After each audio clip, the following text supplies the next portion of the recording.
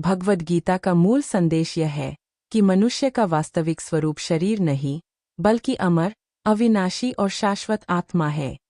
कुरुक्षेत्र के रणभूमि में जब अर्जुन मोह, शोक और भ्रम से भर जाता है, तब श्रीकृष्ण उसे जीवन, धर्म और आत्मा का महान ज्ञान देते हैं।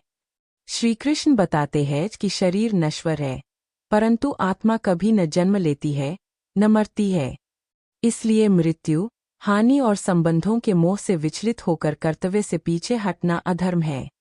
हर मनुष्य को उसका अपना स्वधर्म निभाना चाहिए, क्योंकि कर्म करना हमारा अधिकार है, लेकिन उसके फल पर हमारा कोई अधिकार नहीं। इसी निष्काम कर्म की भावना को कर्मयोग कहा गया है। जीवन में सुख दुख, लाभ हानि, जीत हार सभी क्षणभंगुर है, इसलिए समता और धैर्य बनाए रखना चाहिए।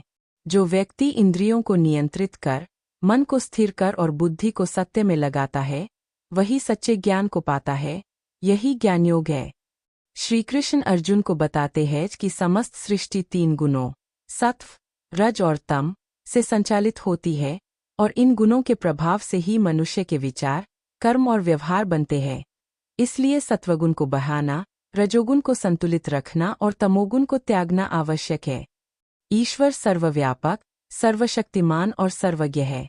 वह सभी प्राणियों के हृदय में स्थित है और सबके कर्मों को संचालित करता है। जिसने मन को जीत लिया, वही विजयी है। जिसने मन को हार दिया, वही दुखी है। योग का अर्थ केवल ध्यान या मंत्र नहीं, बल्कि जीवन को संतुलित और संयमित बनाना है। भक्ति का मार्ग सरल, प्रेमपूर्ण और सर्वाधिक प्रभावी है।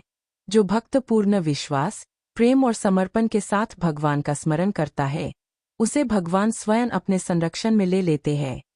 जब श्रीकृष्ण अपना विराट रूप अर्जुन को दिखाते हैं, तब अर्जुन समझता है कि ईश्वर ही संपूर्ण ब्रह्मांड के सृष्टिकर्ता, पालक और संहारक है, और मनुष्य तो केवल उनके हाथों का निमित्त मात्र है।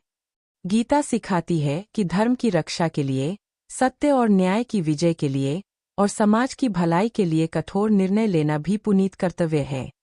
लोभ, क्रोध, अहंकार, मोह और